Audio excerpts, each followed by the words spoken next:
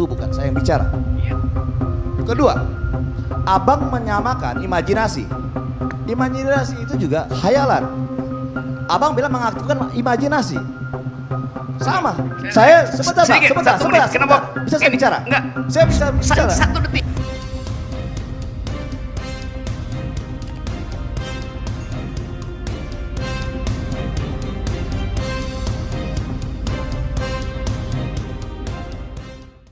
Bang Rocky. Apa kabar? Udah apa Anda mau ngomong? Oke, saya langsung to the point aja, Bang. Saya tersinggung. Pertama, setahu saya agama Anda Kristen. Dan republik ini didirikan oleh founding fathers kita. Dari semua agama. Baik itu pejuang, pahlawan nasional, semuanya. Kita sepakat dasar negara kita adalah Pancasila. Kitab suci dalam bahasa kabus Indonesia adalah mengacu kepada Al-Quran, Alkitab, Taurat, dan seterusnya. Itu bukan saya yang bicara. Kedua, abang menyamakan imajinasi. Imajinasi itu juga khayalan. Abang bilang mengaktifkan imajinasi. Sama. Saya sebentar.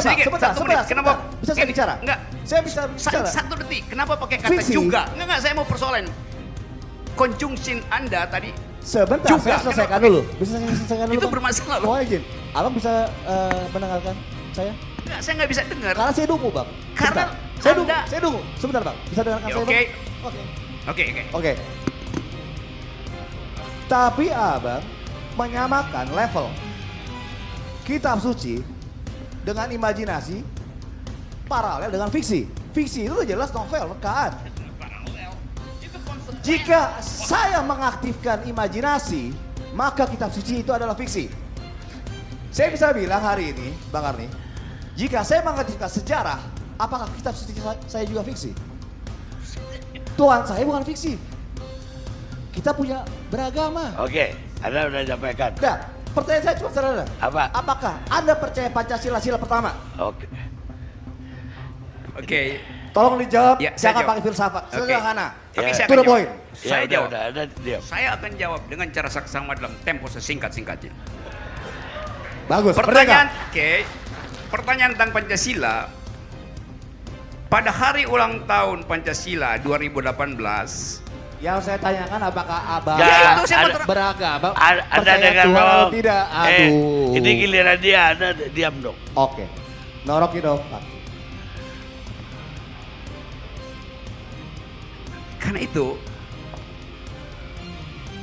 2018 tahun yang lalu, ulang tahun Pancasila, diluncurkanlah sebuah majalah ilmiah, judulnya Prisma, dihadiri oleh Presiden Joko Widodo. Saya menulis di situ filosofi Pancasila dengan argumen yang sangat kuat. Saya tanya sebelumnya, sebelum Anda melaporkan saya, Anda baca nggak majalah Prisma itu? Baca. Saya baca Alkitab saya, Bang. Kitab Ini suci soal itu, Pancasila. kitab suci itu sekali lagi. You tanya Pancasila. Adalah Alkitab, Al-Quran, Taurat dan seterusnya. Kan Anda tanya Udah, soal tinggal Pancasila. tanya. Gini, Anda ya. percaya Tuhan atau tidak? Rocky Gerung.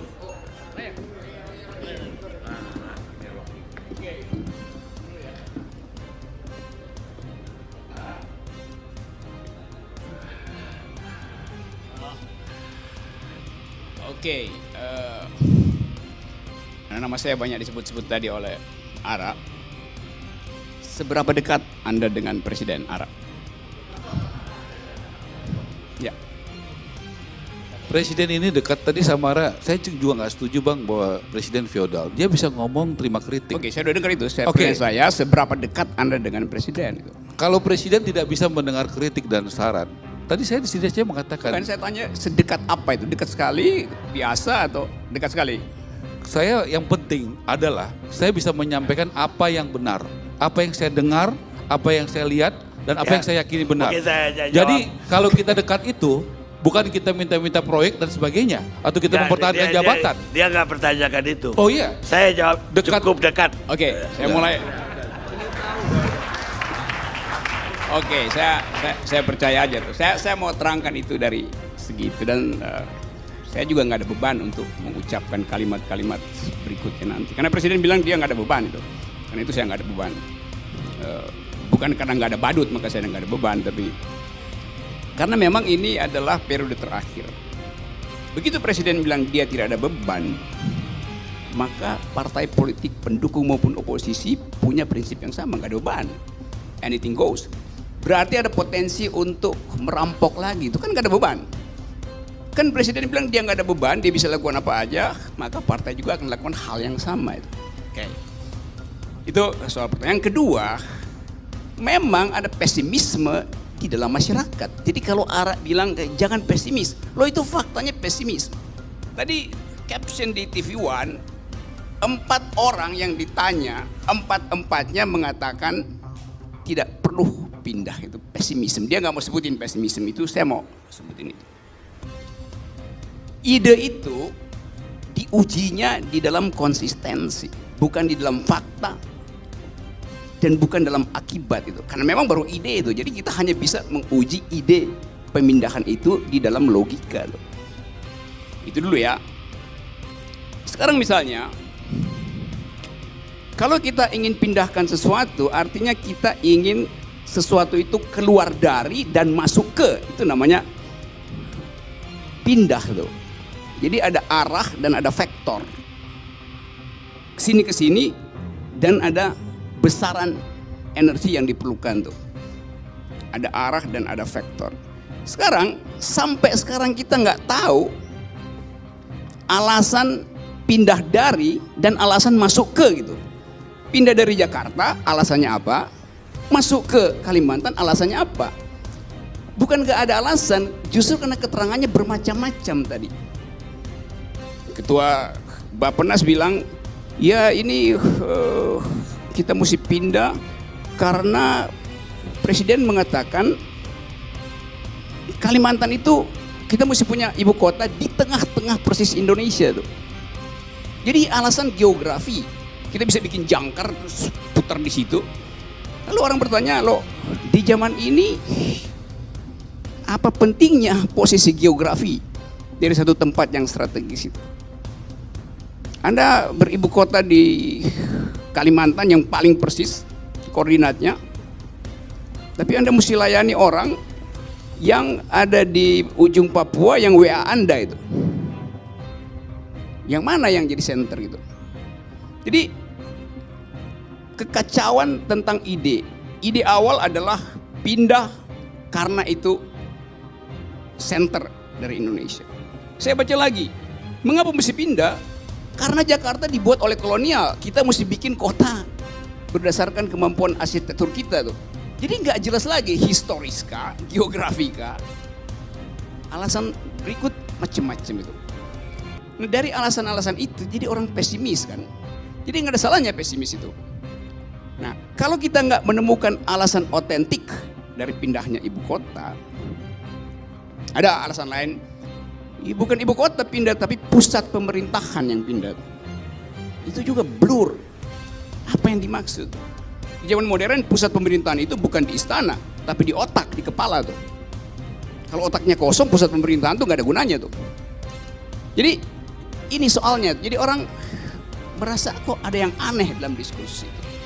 Lalu orang mulai cari keterangan dalam prestasi Pak Jokowi. Kenapa dia pesimis? Sebab bab 1 dari biografi nanti Pak Jokowi adalah soal SMK yang adalah ngibul. Itu bab 1-nya tuh. Sekarang kita tahu Pak Jokowi akan tutup masa pengabdiannya di 2024. Karena itu tadi di berita 2023 harus pindah supaya ada bab terakhir dari biografi dia. Itu legasinya tuh. Jadi bab 1 ngibul, bab terakhir asbun. Karena orang nggak lihat konsistensi kan, sehingga mungkin nanti ada judul ILC 2024 pembahasan buku Jokowi. Judulnya dari ngibul to asbun itu. Itu konkret disadari. Boleh saya juga? Silakan. Bicara. Nanti saya terusin ya. Jangan diambil semua waktu ya. Karena udah hampir Kita senang diskusi yang berkualitas. Ya saya senang ya tadi kita punya posisi dan kita memerlukan betul baik di dalam dan di luar ya Bung Rocky yang mengkritisi seperti ini. Jadi menurut saya itu bagus. Tapi sering saya katakan juga sama Bung Rocky, mengkritisi dari dalam juga itu tidak mudah juga. Saya pilih kritisi dari luar. Ya, jadi mengkritisi dari dalam juga itu berjuang untuk bagaimana menyampaikan tadi ya bagaimana konsistensi. Kita harus akui tidak ada pemerintahan yang sempurna. Oh ya, tentu Pasti itu. ada yang enggak, kita sportif saja. Ya, kita punya beberapa presiden pasti ada kelebihan, ada kekurangan. Ya, oke. Tidak ada manusia yang Itu sempurna, normatif orang yang tahu sempurna. lah. Nah, Jadi, nah poin tapi saya jangan bukan itu. tidak bisa tidak apakah usahanya, apakah Bukan. progresnya. Poin saya pada soal ide pemindahan ibu kota yang Ya. lain-lain saya nggak peduli lah. Saya mau terangin itu dulu. Oke. Ya, oke. Nah, Ada kalau selesai. bicara soal itu, tadi saya Ada katakan terusin ya. tadi, tentu dengan proses 5 tahun ini Bung Rocky ya, tentu Pak Jokowi juga tahu bagaimana konstelasi yang ada, struktur, kultur, legalitas yang ada. Iya, kalau dia Nah. tahu itu nggak keluar dengan Jangan dialog Anda berdua. Ya, Anda jadi saya saya katakan tuh- saya percaya Pak Rocky dengan segala kerendahan hati ya, Pak Jokowi, Pak Presiden kita mempersiapkan betul secara detail, secara komprehensif, apalagi tentunya ya ada risiko sebagai presiden yang kalau apa yang dia sampaikan itu tidak bisa ditepati. Saya setuju itu. Kita juga perlu membuktikan apa yang perlu disampaikan menjadi bukti. Jadi itu poin baik, saya. cukup. kalimat itu. Kan saya mulai dengan mengatakan bab pertama dari Jokowi. Jangan diksi yang kasar lah, diksi yang Saya nggak kasar, saya pakai itu supaya ketahuan benar apa maksud pikiran saya itu. SMK itu kan bab pertama yang pada waktu itu seluruh keterangan pers sama seperti optimisme Ara dan gagal kan? Tunggu. Kan memang nggak jangan ada semua SMK itu. dijawab. Nanti Anda berdua aja, saya kasih Oke, di lanjut meja. ya, pelan-pelan ya. Saya mau ulas itu habis-habisan. Jadi tertanamlah pada publik istilah ngibul, bukan saya bilang ngibul. Saya ngibulnya di ILC, bukan ngibul serepublik. Tapi Presiden Jokowi ngibul karena nggak terjadi. Padahal public opinion dibangun demikian rupa. Karena itu waktu dia janjikan sesuatu yang lebih dramatis lagi, orang akan pergi pada psikologi pertama. Jangan-jangan ngibul lagi. Saya ucapin. Gagal dengan ngibul itu beda. Ya, Gagal lah. iya, saya pakai istilah ngibul, saya nggak mau pakai istilah gagal. Karena gagal itu lebih berat. Konsekuensi dari gagal akan dituntut di depan pengadilan. You gagal berjanji. Ngibul aja deh.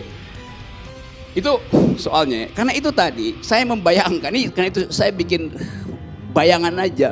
Isi bukunya itu bab 1 tentang ngibul, bab 2, bab terakhir tentang asbun. Jadi dari ngibul ke asbun. Ini satire aja, Anda nggak usah jawab, karena kalau Anda jawab nanti kita bertengkar lebih Nggak apa-apa substantif dong, ya. saya harus jawab dong. Nanti Anda Gini. juga buat buku juga Rocky Gerung yang tidak yakin Jokowi bisa menang, tapi Anda gagal terus. Ternyata rakyat Indonesia lebih banyak yang senang Lah, kayak Jokowi buku jadi itu. presiden daripada Anda sendiri. Ya, boleh, itu juga boleh. fakta itu juga gitu. Bahwa prediksi dan Iya. asumsi Anda itu banyak Saya akan minta salahnya. Ara kasih pengantar buku Dan itu. ya, dan saya juga sudah lihat Pak Karni, saya sudah datang lihat bagaimana progres daripada pabrik SMK itu. Belum selesai, ya. Kita juga objektif. Saya masih terusin ya. Oke. Ya, nah jadi kita juga boleh Yes, masuk ke boleh, wilayah-wilayah. boleh. Nggak bisa dong dia ngomong seenaknya saja menghujat tanpa ada counter dan Saya tidak berikan waktu menghujat. kepada kita. Faktanya itu. Ya faktanya ada progres juga yang saya lihat. Yang mana? SMK? Ya, ada. Saya udah lihat di lapangan. Iya, bisa nanti 2024 yang janjinya awal. Jadi begini, keyakinan kita, Udah- Bung, kalau itu belum dibuktikan, belum tuntas, iya. Tapi apakah ada progres? Iya. Kita juga mengawal dari dalam. Benar, saya tahu itu. Ya, Saya jadi- saya tahu saudara dan geng saudara ingin membuktikan itu berhasil. Saya nggak punya geng. Oke, kalau nggak punya geng, oke, saya buatkan geng baru nanti ya. Enggak. Kita punya pendirian sendiri, kita nggak perlu geng menyampaikan yang benar. Jangan Yes, berdebat. yes. Ya, karena Nanti itu- saya tutup loh. Boleh, karena itu. segmen ini. Yes, karena itu jangan interupsi supaya saya selesaikan argumentasi saya. Oke ya, saya lanjut ya. Sekarang saya bayangkan aja bahwa oke, setelah presiden minta izin, proses politik pindah ibu kota itu. Oke, sekarang kita uji lagi. Setelah ibu kota pindah, asumsinya adalah jadi green city. Tapi dia lokasinya di tengah anak benua. Jadi you mesti pakai pesawat ke situ. Artinya frekuensi pesawat untuk tiba di ibu kota dari 100 kali sehari jadi 1000 kali sehari. Saya bayangkan berapa tahun ke depan itu. Jadi berapa banyak kebisingan yang dihasilkan yang mengganggu burung, ular, kecoa, cebong, kampret di anak benua itu. Saya bicara tentang environmental ethics.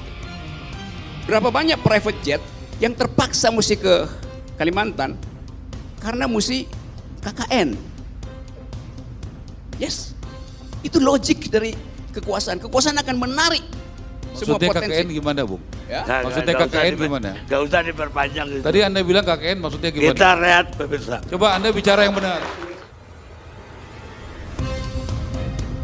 Nah, saya mau kasih keterangan dulu sebab itu deception, bisa salah arah yang diterangkan oleh saudara Reinhard Kasali. Hoax itu kalau Anda baca sejarah, karena you sebut tadi di dalam ilmu pengetahuan hoax itu adalah jahat. Gitu. Asal usul hoax itu, kata hoax itu pertama kali muncul dalam sejarah ilmu pengetahuan ketika seorang profesor fisika namanya Alan Sokal menulis sebuah artikel di majalah Social Text dengan nama samaran, lalu dipuji-puji oleh redakturnya tanpa tahu bahwa itu adalah bohong. Jadi fungsi dari hoax Alan Sokal itu adalah dari untuk situ. menguji apakah redaktur dari majalah yang bergengsi itu punya otak apa enggak. Ternyata enggak punya otak. Bukan, Hal saya harus yang koreksi sama, Anda. kita ajukan ujian pada kekuasaan dan kekuasaan bereaksi negatif. Artinya kekuasaan juga nggak berpikir. Yang kedua, kalau Anda sebut misalnya bahwa ini adalah hoax, itu adalah pekerjaan iblis, lalu yang menjanjikan 50 juta buat rakyat Lombok itu presiden atau iblis? Saya kira biar beliau Saya jawab. kira referensi itu tidak cukup hanya membaca satu. Bukan tidak cukup, Anda itu harus asal usul banyak pertama. membaca buku, Anda harus baca referensi. Dengan referensi tunggal itulah jadinya seperti ini. Itu Karena referensi paling Anda dasar memiliki satu referensi belajar seperti tentang itu. hoax Oke, itu. hoax. Asal Ada kotanya, nggak bisa dengar dulu? asal kata hoax itu adalah hokus.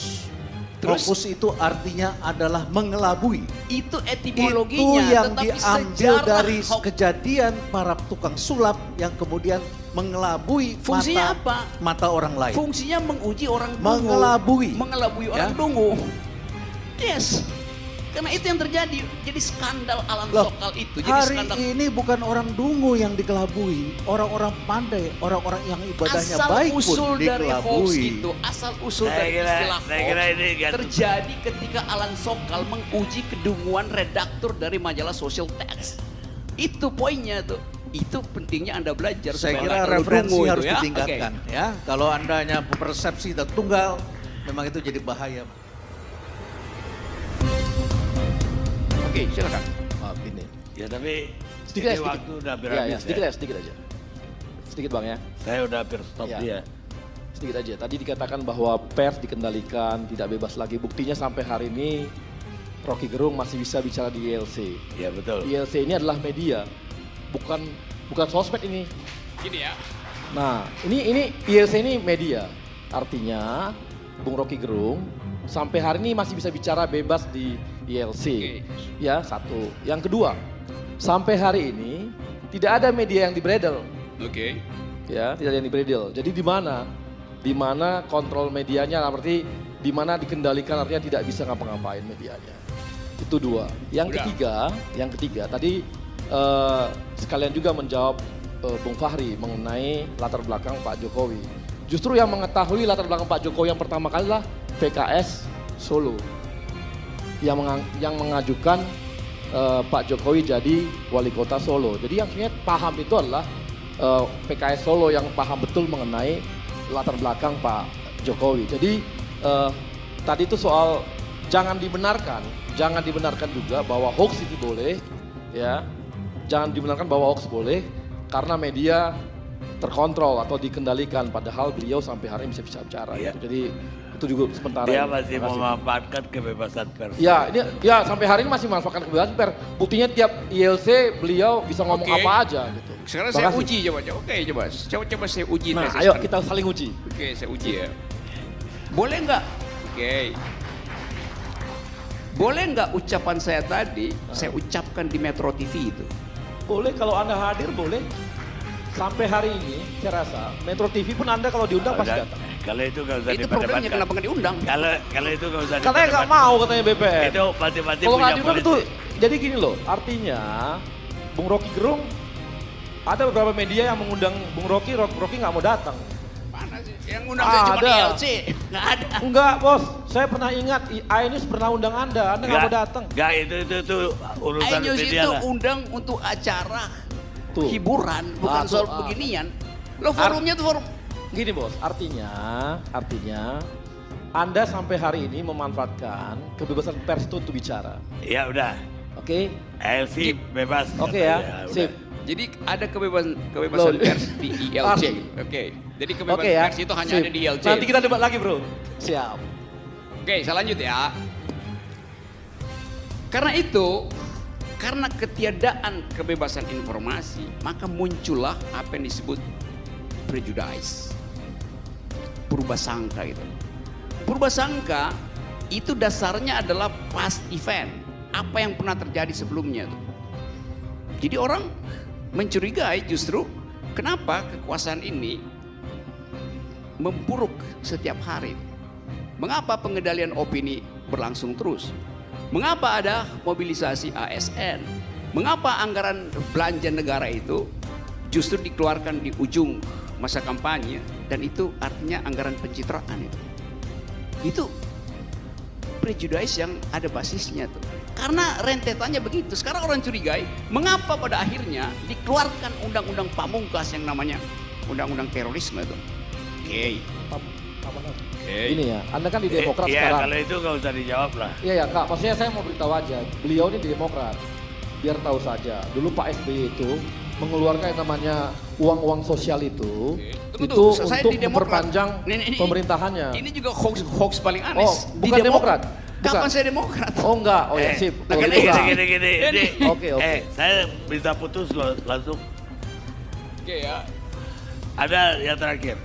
Anda mau ucapkan apa terakhir? Ya, jadi kekacauan kita terjadi karena ketidakjujuran pemerintah. Itu soalnya. Jadi jangan mencurigai rakyat kalau pemerintah sendiri tidak terbuka terhadap semua informasi publik. Baik, sekarang dari saya. Oke. Saya minta klarifikasi Anda mengatakan bahwa ALC itu oposisi. Kapan saya ngomong bahwa Ada. saya oposisi?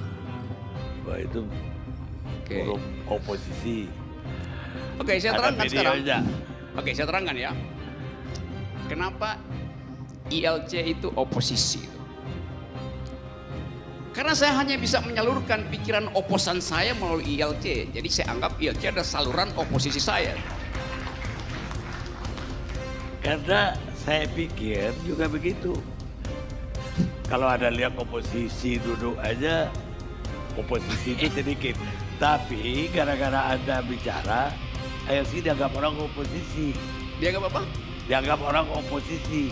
Ya bagus kan buat naikin Tapi rating. kenapa Anda bilang lagi bahwa ALC tempat Anda berbohong? Saya nggak bilang berbohong, tempat saya ngibul, lain dengan berbohong. Oke, ngibul kenapa? Apa maksudnya? Ngibul itu adalah kegembiraan orang supaya mengaktifkan suasana. Sekarang juga saya lagi ngibul. Jadi entertain bos ya. Kalau bohong itu kejahatan, ngibul itu kegembiraan biasa aja. Udah kalau gitu memang Rocky Gerung adalah artisnya ILC gitu. Iya. Entertain. Saya lanjut lagi ya. Akibat dari diterapkannya atau peluang diterapkannya, bahkan pada tingkat wacana diterapkannya undang-undang terorisme, itu wartawan asing telepon saya. Peneliti asing heboh lagi. Karena mereka khawatir bahwa indeks demokrasi Indonesia akan turun lagi. Karena menerapkan undang-undang teror. Jadi itu kan bodoh kan. Karena kita di luar negeri akan dikasih rating bahwa indeks demokrasi kita turun lagi karena ada wacana ini. Jadi kenapa indeks demokrasi kita turun? Itu bukan karena Presiden Korea Utara indeks demokrasi Indonesia turun. Bukan karena Presiden Duterte indeks demokrasi kita turun. Bukan karena Presiden ILC indeks demokrasi kita turun. Ya karena Presiden Jokowi.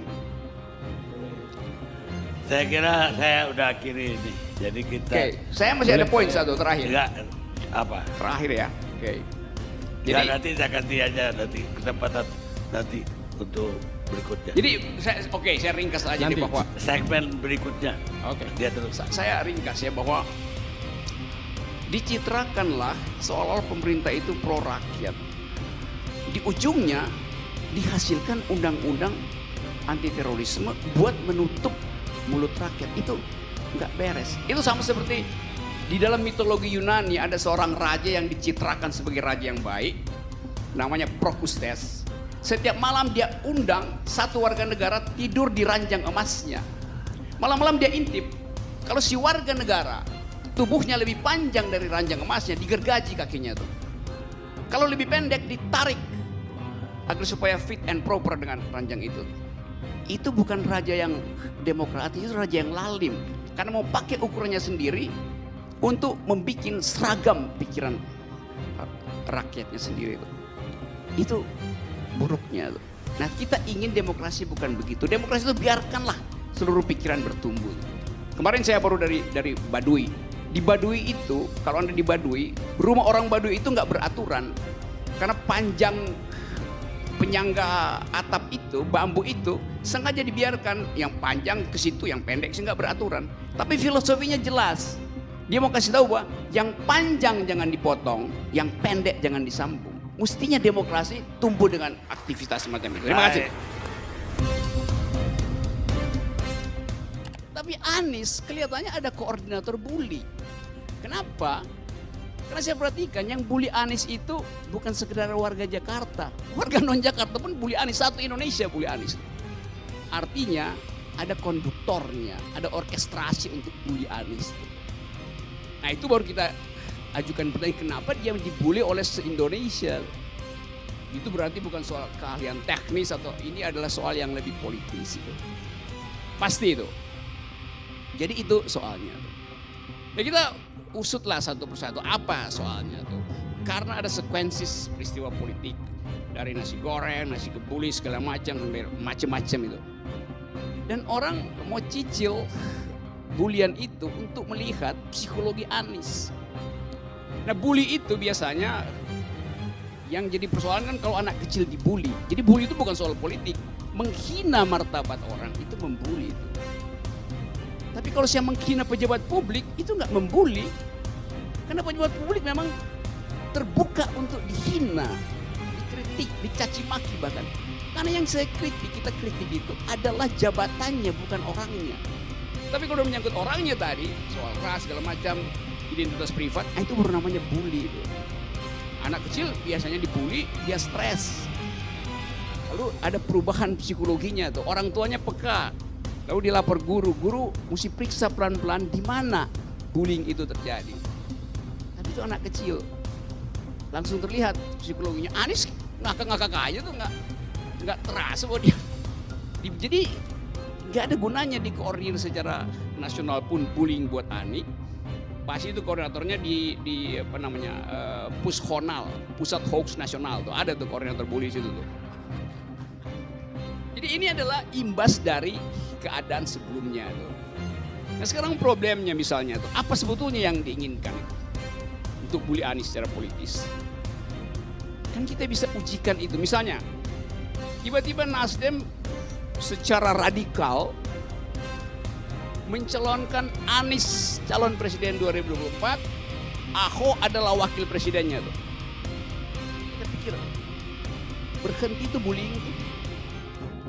Karena difasilitasi kan dua-duanya Nasdem, LSM Nasdem kan penggagas kan Ahok dan Anies masuk akal aja kan.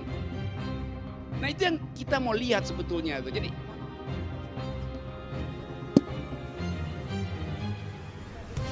apa sih? Ini badut kok dipelihara di sini. Mana ada Nasdem mencalonkan Anies dengan Ahok? Dia nggak tahu saya bikin thought Coba eksperimen dong. di kepala tuh. Ini forum ILC ini ditonton oleh orang se-Indonesia. Jangan lagi disebut-sebut lagi beliau mengatakan tempat ngibul gitu loh. Membuat ILC ini terdegradasi loh. Males jadinya datang ke ILC ini kalau ada orang ini. Susah. Sorry Pak Arni. Ya jangan. Jadi dia sebut saya badut. Dan cara melayani bullying semacam itu adalah dengan tepuk tangan aja. Yes. Karena dia berusaha larang saya membuat thought eksperimen. Bikin asumsi di kepala sebagai hipotesis untuk menguji. Ini bullyingnya ini motifnya apa? Karena itu saya ujikan. Seandainya Anies dipasangkan dengan Ahok. Saya pakai kata tadi seandainya. Badut nggak mungkin pakai seandainya tuh.